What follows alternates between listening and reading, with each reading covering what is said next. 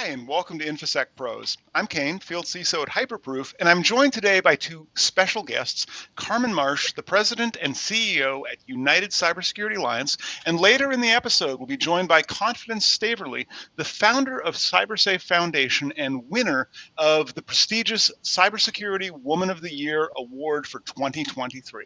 Welcome to the show, Carmen. Thank you. And I was so excited. I've been waiting for this show this whole week, actually a couple of weeks since we started talking. So, Kane, you and I have a history. I think you're going to be talking about it in a little bit. But yeah, I'm just glad to be here and get a conversation started. Yeah, this is going to be so much fun. And because this is a live stream, if you've got a question for Carmen or for Confidence or me, drop it in the comments on either LinkedIn or on YouTube, and we'll be taking these as we go. So as Carmen said, she and I met about a decade ago, when we tried setting up a nonprofit to raise awareness for diversity in cybersecurity. And after a few events, I realized I was terrible at fundraising.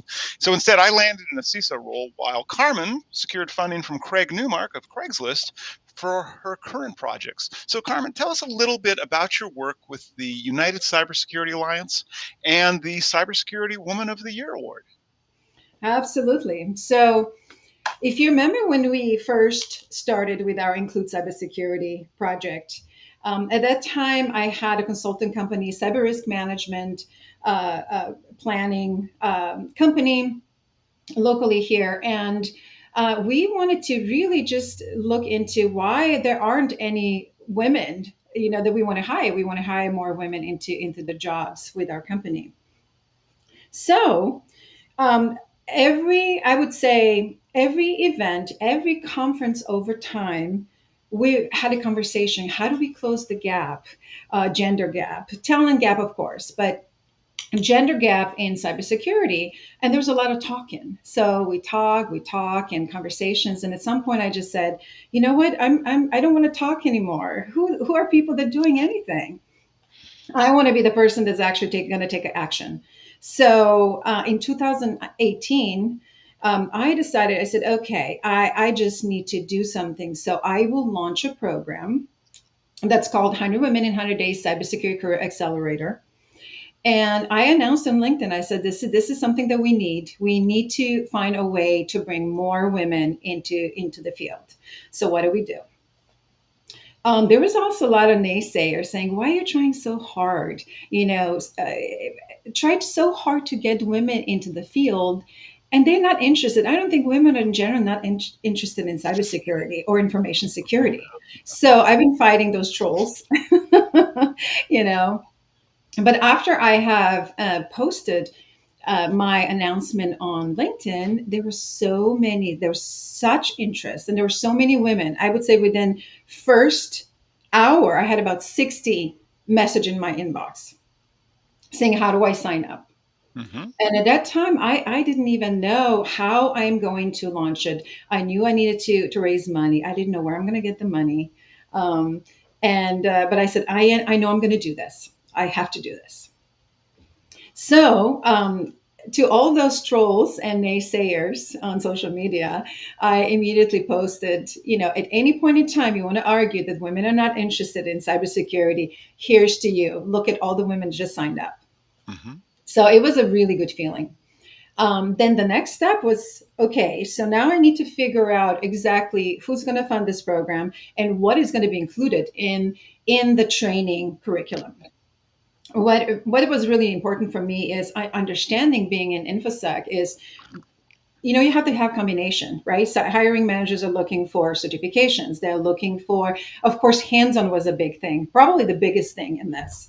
And then also, what else do we bring together? Because we wanted to make sure that our students, once they graduate, first of all, in my mind, it was going to be a fast track. There are things that we can do to fast track the upskilling and training. But what's going to be part of this?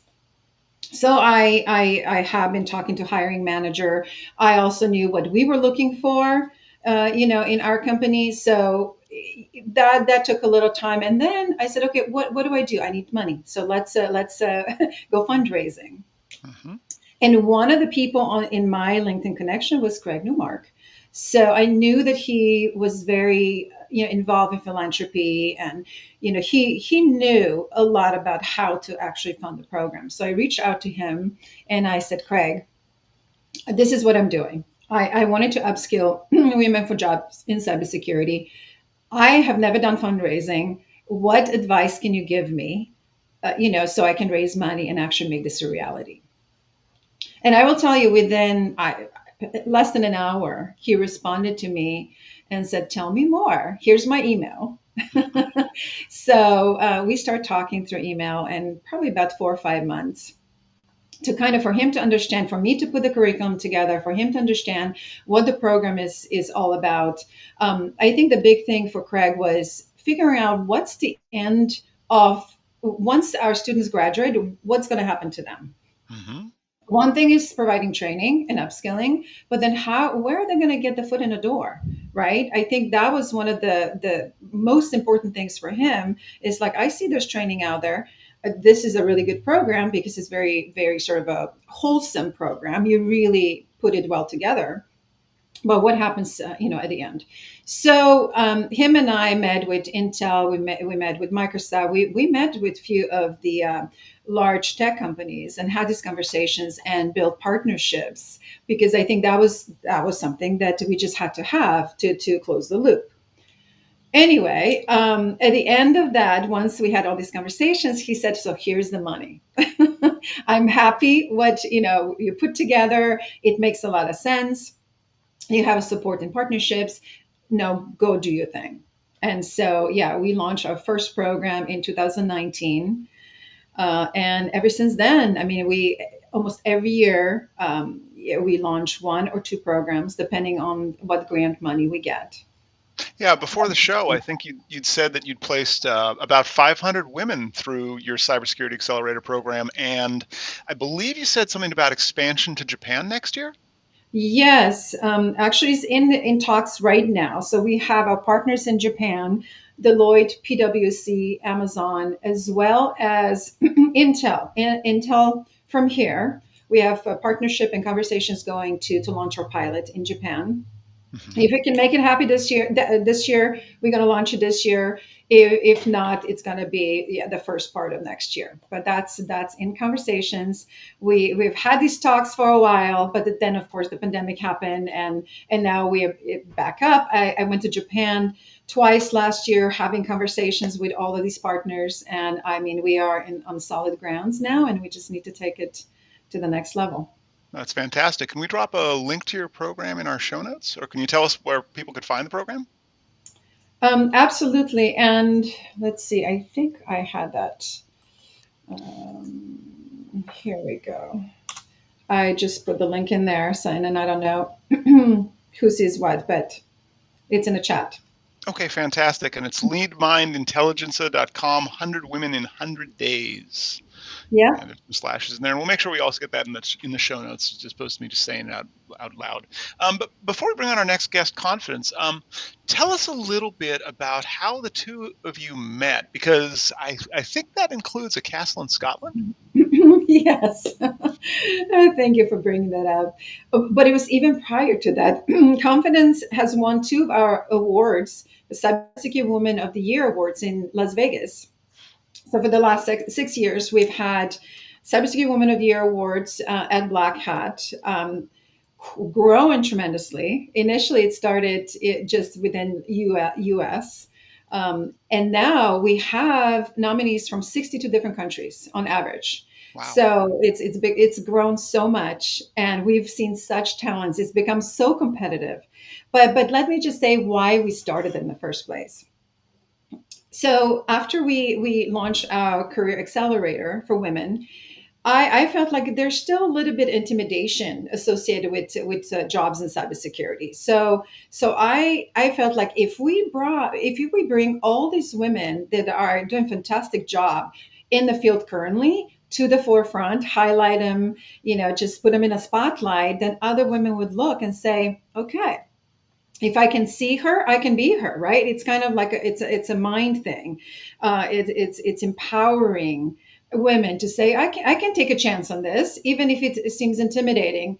I can do this. So that's how we initially started it, and we also made it completely like we wanted to make it glamour, because just because you're technical, it doesn't mean that you don't like makeup and be a girly girl, right? It goes all together. So we did the first gala, and I wasn't sure because our community can be pretty casual, the way we dress and all. But I absolutely said, let's give it a try. Let's do full black tie outfit. Let's do it all the way.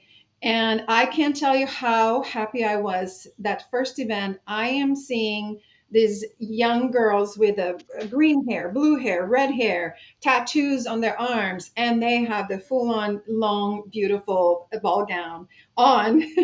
And there's so many of them. Like, oh my gosh, it actually works. It's good.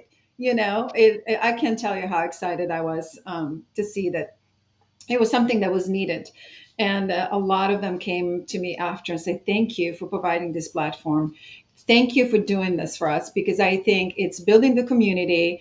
It's bringing us together. It's empowering us. It's building the sisterhood. And so, yeah, we've had those awards for about 6 years.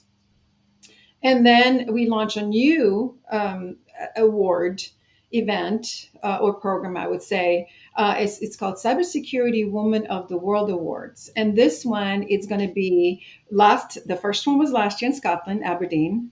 Mm-hmm. Beautiful setting. I mean, it was magical. And we really crowned the prince. Princess. We crowned the queen of cybersecurity, and that was Confidence. That's for the first time we actually met in person. But like I said, Confidence won two other awards in Las Vegas. One was for barrier breaker, I believe, and the other one was for leader of the year. So, but last year, for the first time, we met in person, and it was magical. Yeah, put the castle in the picture. This global sisterhood. We had a lot of representation from Middle East. We had our friends from Europe and US. We all came together. It was fantastic. And I know Confidence will tell her side of the story and how that changed her life in a big way. We must touch upon that, because it's life changing, Oh, and undoubtedly. it's to bring that. So I'm excited to bring Confidence into the conversation, and she's amazing. So am I. And even though this isn't a castle in Scotland, we've at least got a space to talk. So with that, let's bring in Confidence. That's a heck of a setup for her. Welcome to the show, Confidence. And I've got to say, I am thrilled to have you here alongside Carmen. And I also want to say, I love your cooking-themed API security YouTube show. Thank you so much, Kayne, and thank you so much, Carmen, for being so graceful and kind. So before you came on, you were in the green room, but Carmen was telling us about how the two of you met. And I understand as context that winning Cybersecurity Woman of the Year in 2023 helped with your move to the United States. Can you share some of that journey with us? Oof. You may not have picked up on something small, but Carmen had said something about us meeting at the castle for the first time in person. And that's because I'd had so many visa issues, just even coming to receive the Cybersecurity Woman of the Year awards that I had won. So these were things that, just didn't make sense. Like I was this person doing amazing work, and just seeing Carmen also just spotlight and do the amazing thing of making sure people are aware about the work women are doing across the world, our competence level in cybersecurity, and then something as simple as a visa to then go and be in those places to speak at events, for example, was a challenge. And so it just dawned on me at some point. I consulted with some people, and then they're like, "You won this award. It's a global award. How are you not leveraging that to show how exceptional you are to immigration, and just show them that, okay, I'm interested in coming to your country. I'm exceptional. Get me in." And that's exactly what we did. The type of visa that I got at the end of the day is something that nicknamed the Einstein visa. So basically, it's for people who are exceptional. And one of the key things I was able to show or prove that I was exceptional with was the Cybersecurity Woman of the Year awards. And I can't thank Carmen enough. Like, It's enabled me bring my family to the US, but aside that, it's also been able to give me a lot of opportunities to spread that spotlight to the things that I'm working on, the work that I'm doing to help other women. I know we're going to talk more about that in the future and maybe in the course of this conversation, but also being able to be seen because Carmen is doing some amazing work to spotlight women like me across the world. It's also inspiring thousands of women in Africa to pursue careers in cybersecurity. And just to also share some statistics as well, in Africa, although women make up 50% of the population, we only make up 9% of the workforce, which means only one in every 10 cybersecurity professionals you find on the continent is a woman.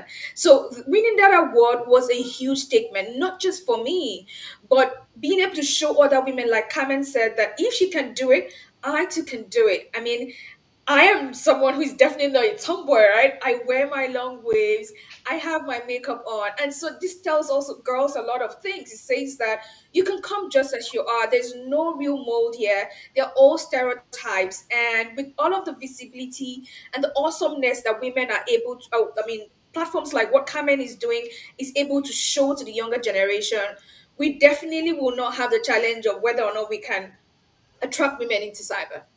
Okay, oh, that. Wow, there's so much. Thank you for sharing the statistic. I want to remind our audience briefly. This is live, so if you have a question for Carmen or if you have a question for Confidence, please do drop those in the chat below on LinkedIn or on YouTube. I think on our LinkedIn stream we might have had a hiccup, but on YouTube we should be solid. So drop those in. We'll bring those up live. But I want to go back to one of your statistics that you shared there, Confidence. Have you started to see positive change yet? You said that it was a lower percentage of women working in cybersecurity in Africa right now. And I asked because a lot of the conferences I've been to in the past year, whether it was ISC Squared or ISACA or RSA, I've seen large delegations of people from various parts of Africa who've wanted to come and promote cybersecurity. Are you starting to see that positive change in the workforce?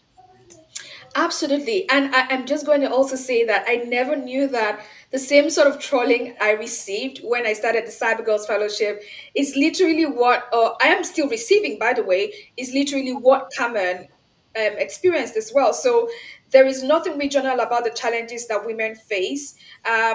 Both from the perspective of whether or not women belong in cyber or whether or not women are interested in cybersecurity. I would share something just last year. A young man told me that we shouldn't be forcing this thing, that women do not belong here. Women belong in industries where emotions are required, and that able-bodied men are the ones that are needed in cyber. So we get this all the time. Just last week there was another troll again that just started off a campaign against the work we're doing, and it's now moved off from the part of, okay, you're just trying to get women in, to the fact that, okay, you're providing this very quality training and you're excluding men. And I'm showing them that if anything, you need to be able to see your privilege and also support women to come in here, because what we are trying to do is close the skills and Mm-hmm. gender gap. So I was very relieved to hear that, Carmen, you experienced, or I experiencing exactly what I experienced.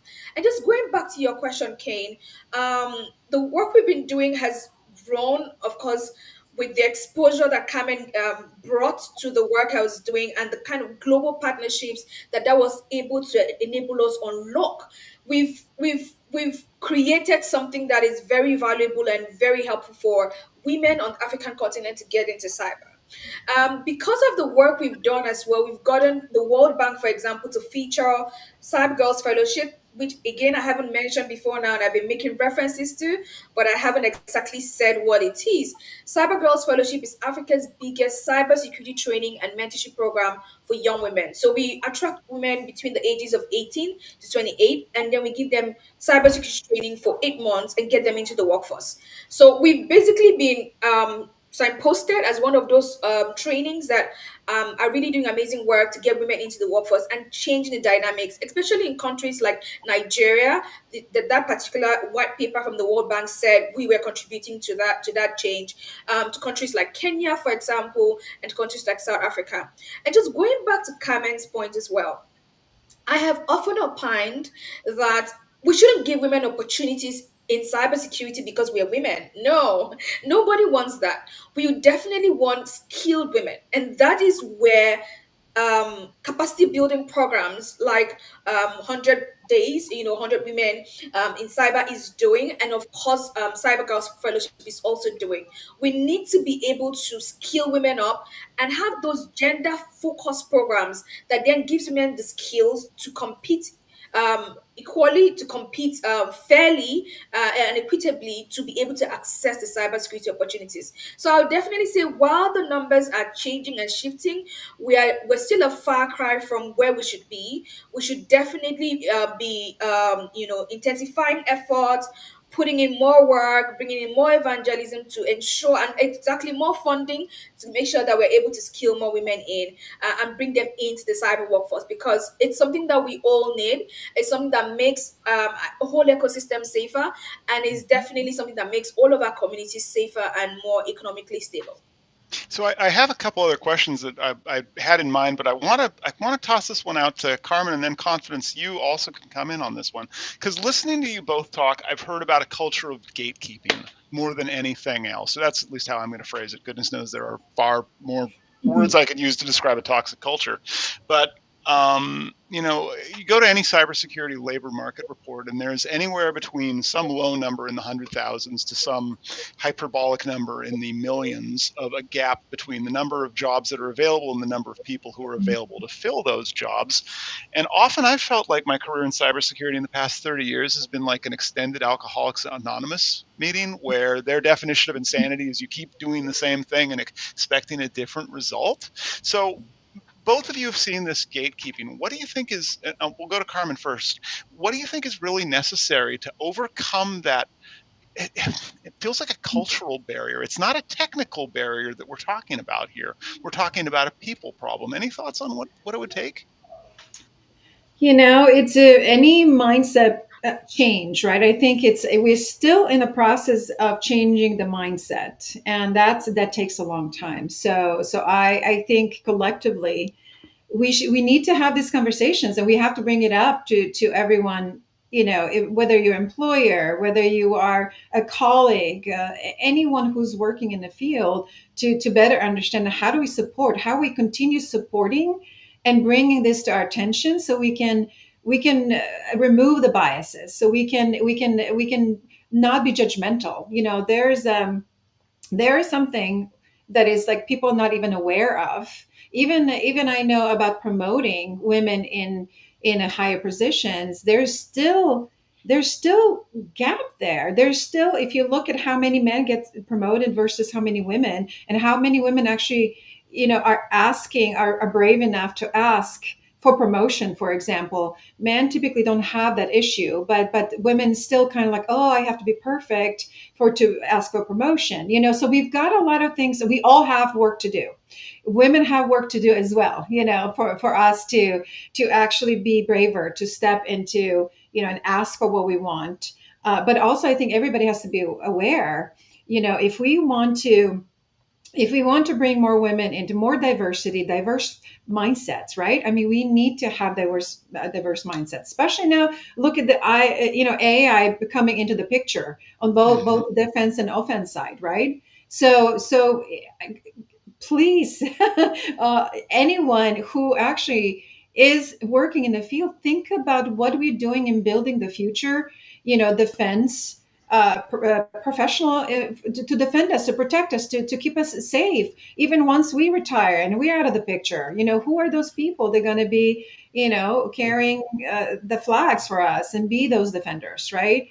I think there's so many different areas that, and it's taking a while. It's taking a while to get across that.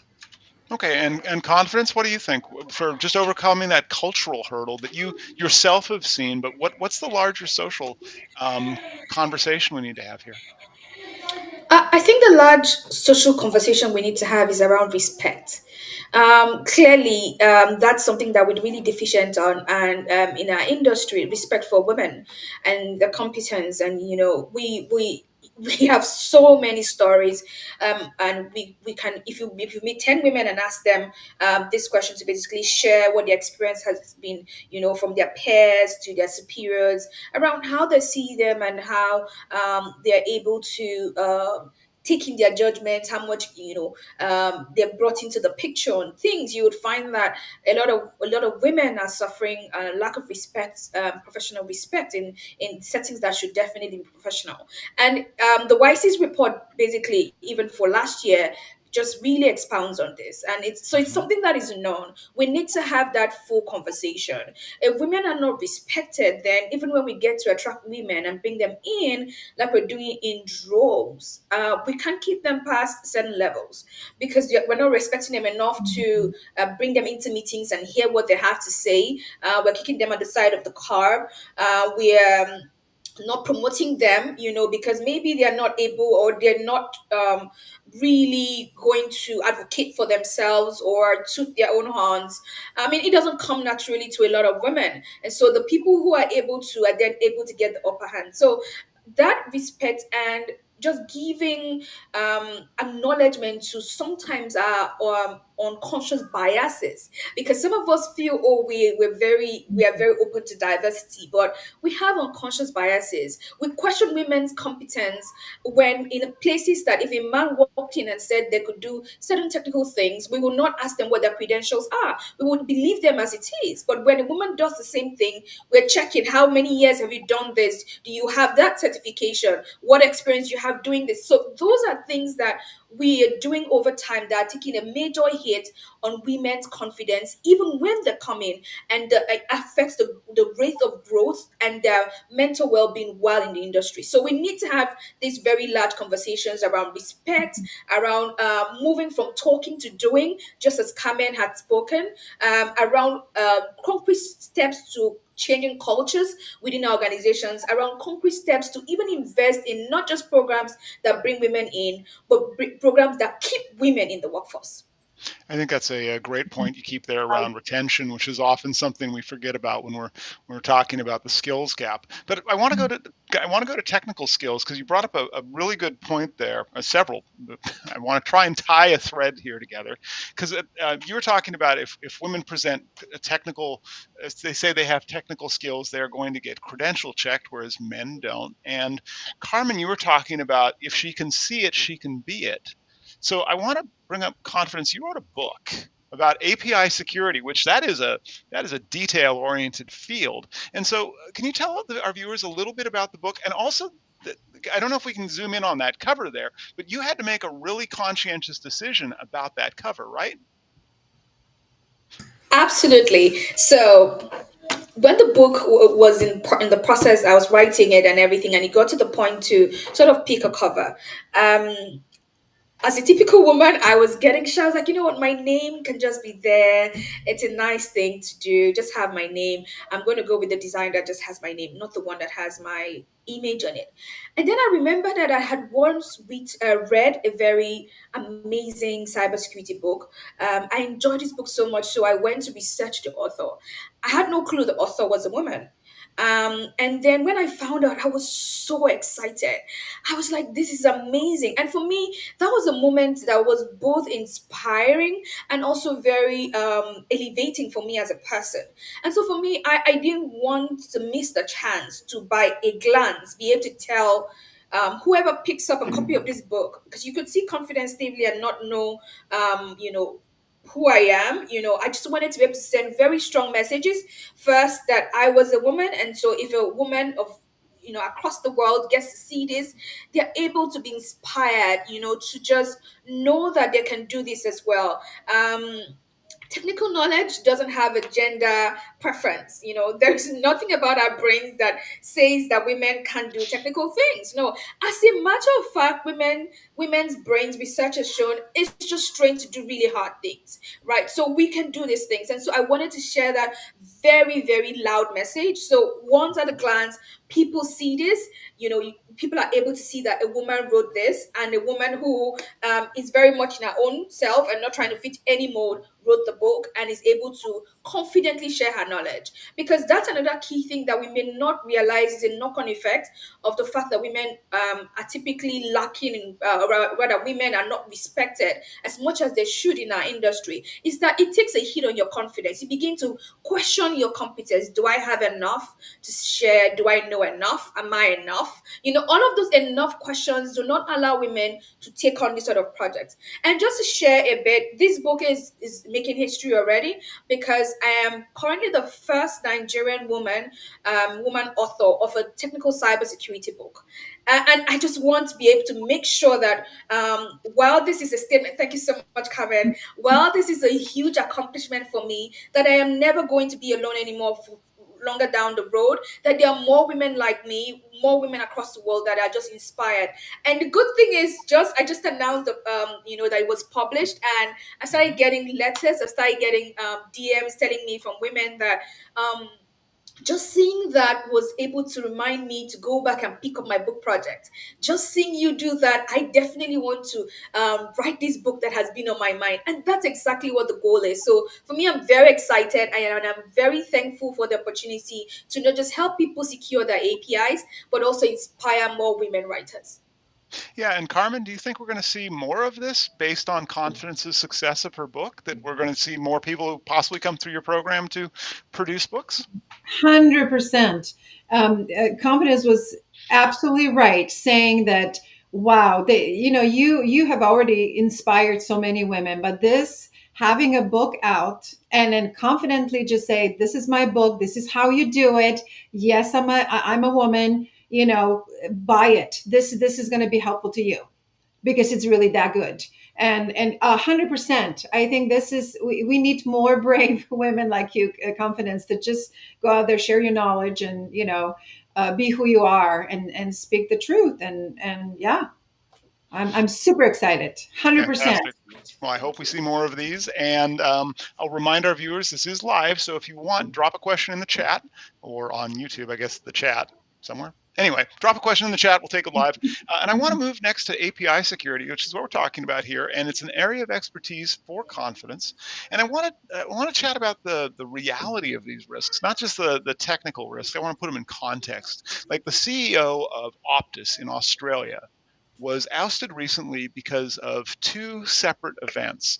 First, they'd had a public and unprotected API, and it was used to expose the personal data of 8 million Australians. And then they had an unrelated network outage, and if you're not familiar with Optus, they are a telecommunications provider, and they had an outage and 8 million records lost. So they now face regulatory fines because emergency services weren't available during that time. And that's in addition to the regulatory and legal actions that they're currently facing due to the data breach. So from your perspective, Confidence, what challenges do you think executives have in understanding the reputational or the legal risks associated with what's somewhat thought of being esoteric, API security? That's a very interesting question. First, for anyone on this live stream that may not know what APIs are, I'm going to use this analogy to basically explain it to you. So, if you walk into a restaurant, right, and you would be approached by a waiter, right? That waiter is going to take your order and then go to the kitchen, make sure that the order is made, or your meal is made to order, and then that waiter is going to come back with your meals and serve it to you. So that restaurant, you can liken it to the applications or the apps that you use on your phone or on the web, generally speaking. And then the chef, you can liken that chef to the back end application and the whole stack of technologies that enables you to hail that ride, to know where on the map you're supposed to be going to, and all of the works and all of the things that are possible with technology that we have today. But APIs are that waiter. APIs are the connectors. They enable applications and softwares across the world to communicate with each other very fluidly. And so, because of that very connector role, that very large surface that APIs get to do, or that very large work APIs get to do for businesses, they are targeted by cyber criminals. But then the irony of it is that they are often overlooked as well. So there's this plumbing system we have, that's connecting us, across the city, but we're not taking care of the plumbing system. We're just getting water out of our taps and we are happy, but that plumbing system, we're not taking care of it. And that's what we see across the world. Sometimes it could look like what you just described to me, where APIs exist, but we do not know that they exist. And so we also do not know what kind of data they carry. Are they fetching sensitive information or not? If they're fetching sensitive information, are we treating it with the same level of risk management that we should when we identify that it's carrying sensitive information? And that's also some of the key issues that we're not seeing executives across the world give enough attention. Another key issue is that because of how APIs are widely used, right? The attack surface is very wide. Hmm. You're talking, say, an API that is connected to another service provider, and that service provider is also getting information from another one. So it's a large surface.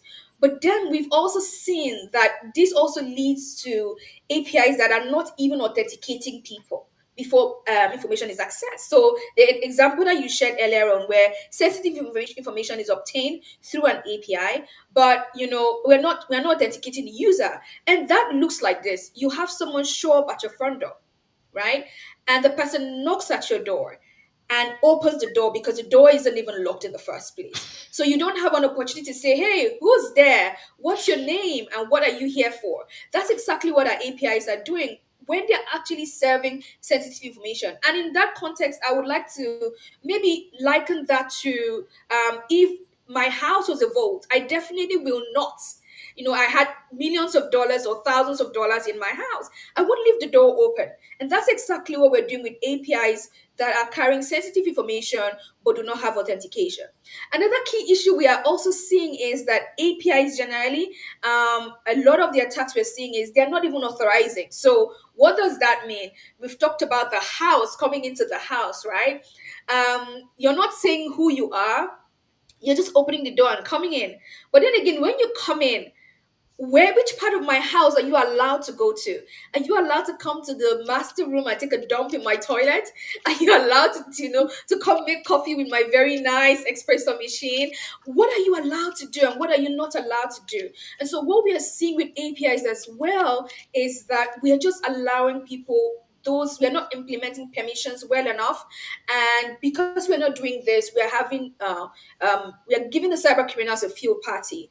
And I've described all of this, and it might seem like it's a lot, but I say often that because 90% of the attacks that affect APIs are really concentrated on these three things I've mentioned, which is lack of authentication or broken authentication, lack of authorization, and then excess exposure of sensitive data. If you're able to address these three issues, most of the attacks will be prevented. And this is where we need to help executives zoom in on what's really important, putting in those governance, risk, and compliance measures that are sort of like going to be guardrails and help organizations become safer.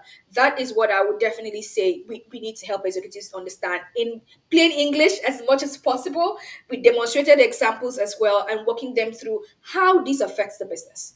So I want to thank our viewers for now dropping questions in the chat. Let's take this first one somewhat quick, and then I have a question for both of you, just listening to your points. So the question from the viewer is, what made you focus on API security for your book?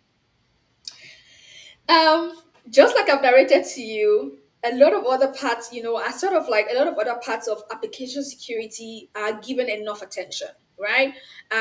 I basically love API hacking, right? Because it's something that I believe that we can teach both offensive players and defenders as well.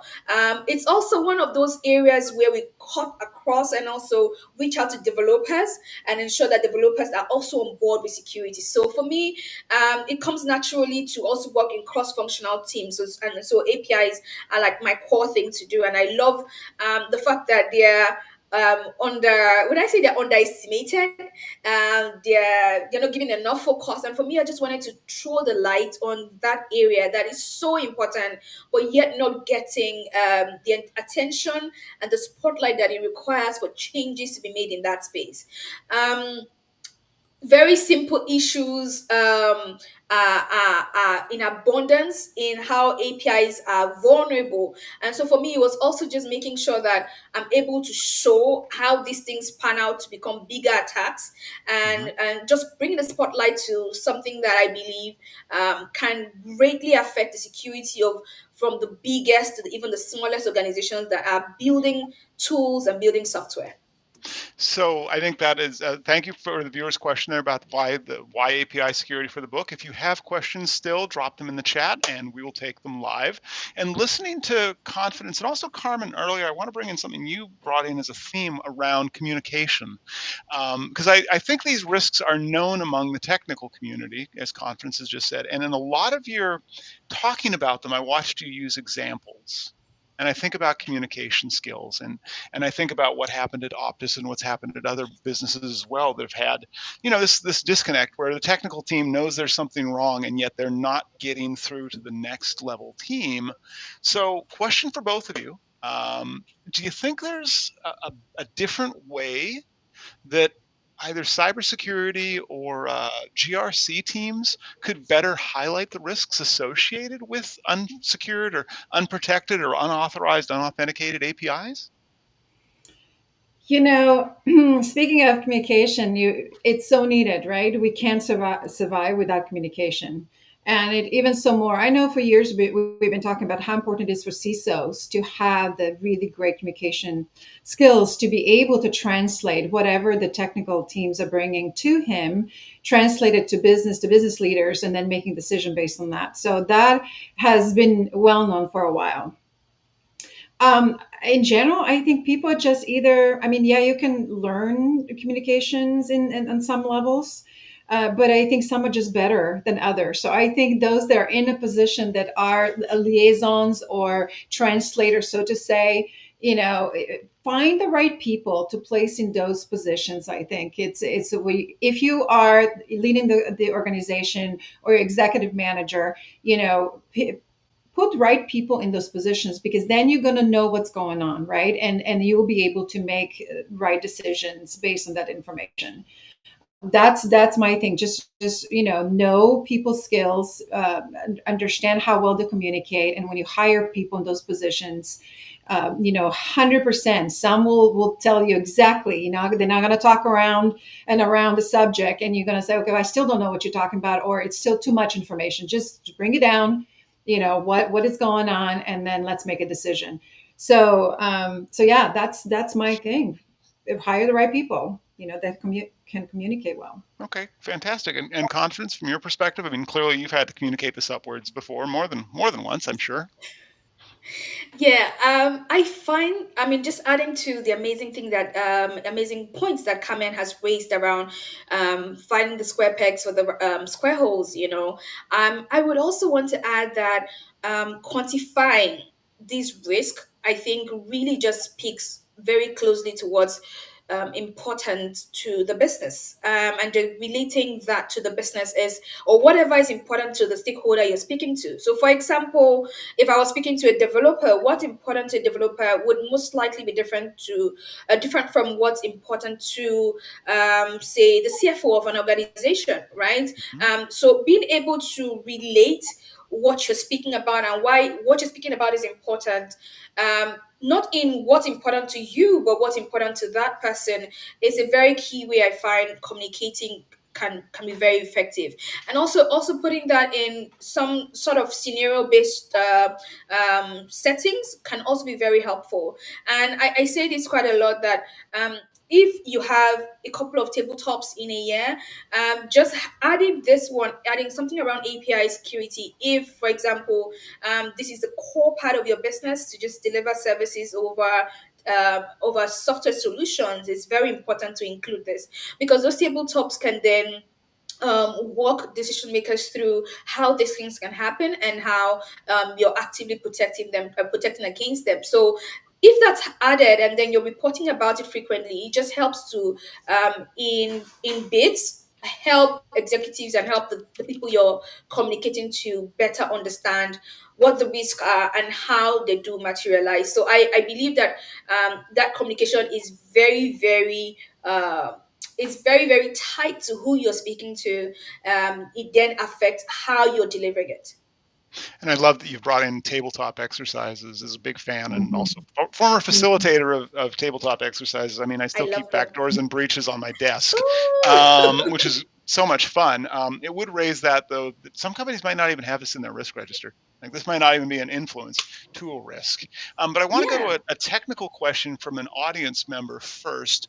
And the question is, what's the best approach to discovering? Oh dear, this is an open-ended question here. What's the best approach to discovering all the APIs in your organization, including shadow APIs?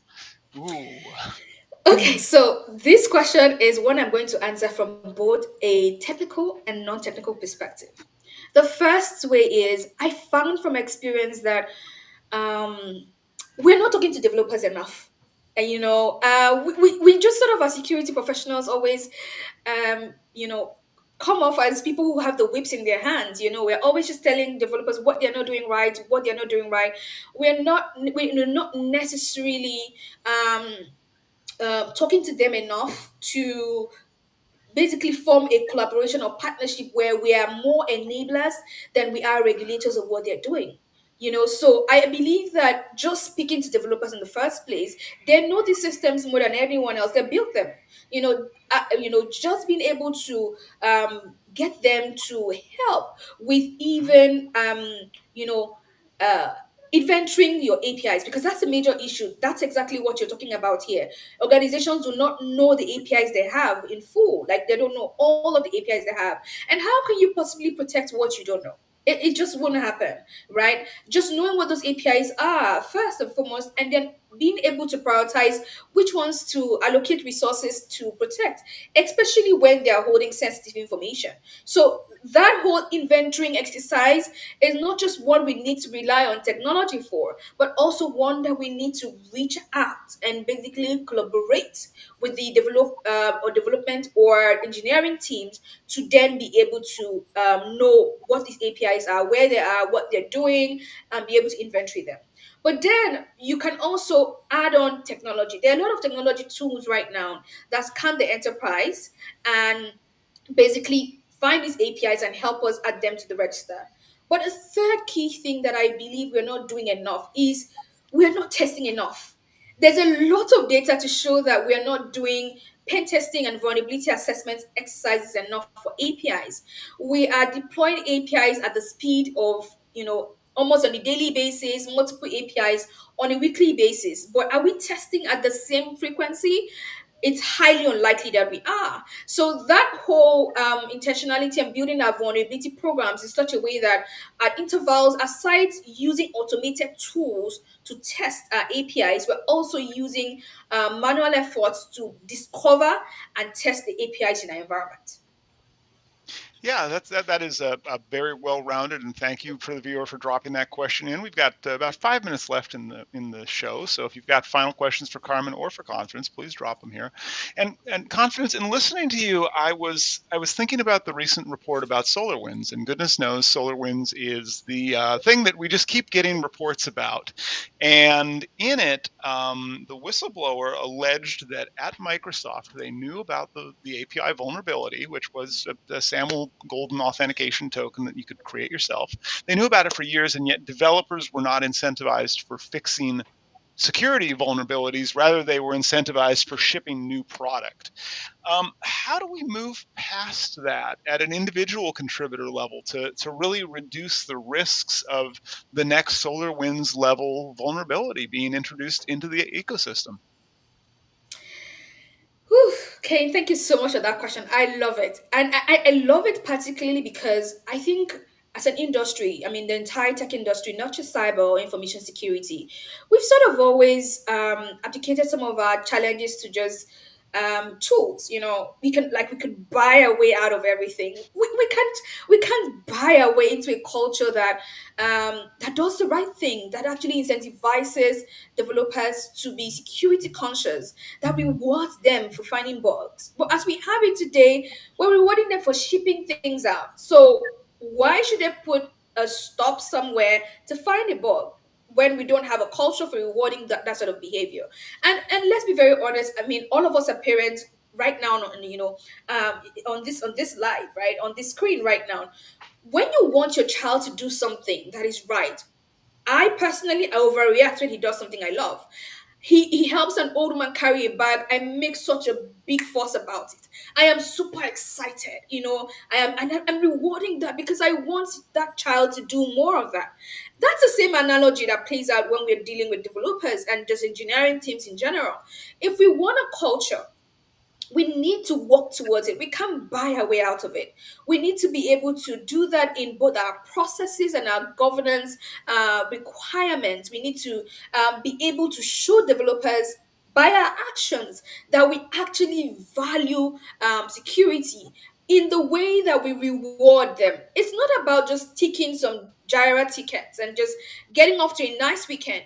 But what if there is a bug? Is that developer punished for being slower at delivering on the deliverable because he needed to fix a bug? How are we incentivizing security champions programs within organizations? Are they giving the visibility from the top? Remember that management supporting these things just really adds credibility and adds authority to it. So I want to be able to, by answering this question, say first and foremost, that whole change management needs to come from the top. Two, Hmm. it needs to be ingrained in the culture. It needs to be intentional because right now it is not.